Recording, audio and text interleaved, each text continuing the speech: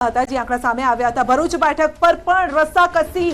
જી હા, જ્યાં વસાવા વર્સિતા વસાવાનો 11મા રાઉન્ડના અંતે મનસુખ વસાવા, આપણે એ પણ જોઈએ કે કેટલા મત અત્યારે સામે આવી રહ્યા છે, કારણ કે વસાવા વર્સિસ વસાવાનો આ જંગ છે।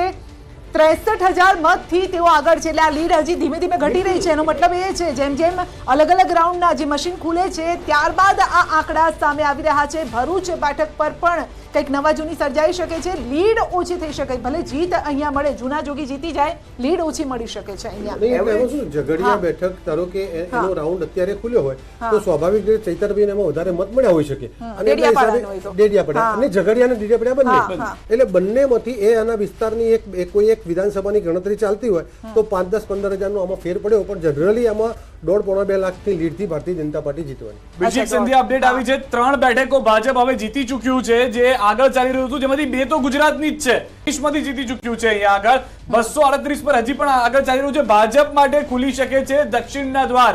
વલણ મુજબ આંધ્રપ્રદેશમાં ભાજપ 3 બેઠક પર આગળ ચાલી રહ્યું છે, તેલંગાણામાં પણ ભાજપનું સારું પ્રદર્શન જોવા મળી રહ્યું છે।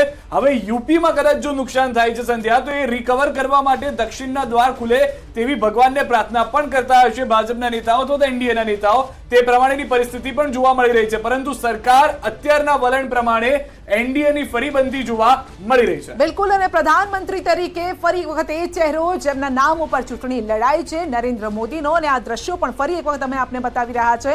તો અમદાવાદ પશ્ચિમ બેઠક પર ભાજપનો દબદબો યથાવત છે। શહેરી વિસ્તારની આપણે વાત કરતા હોય, દિનેશ મકવાણાની આપણે વાત કરી રહ્યા છે, તો તેઓ પણ સારી એવી લીડ અહીંયા મેળવી રહ્યા છે। સવાલ એ છે, મારે એક સવાલ કરવો છે, અને એ સવાલ એ પ્રકારે છે પ્રશાંતભાઈ, કે આ લોકસભાનું ઇલેક્શન છે, કારણ કે હંમેશા આપણે જોતા હોઈએ છીએ કે વિધાનસભા બાદ લોકસભા, લોકસભા બાદ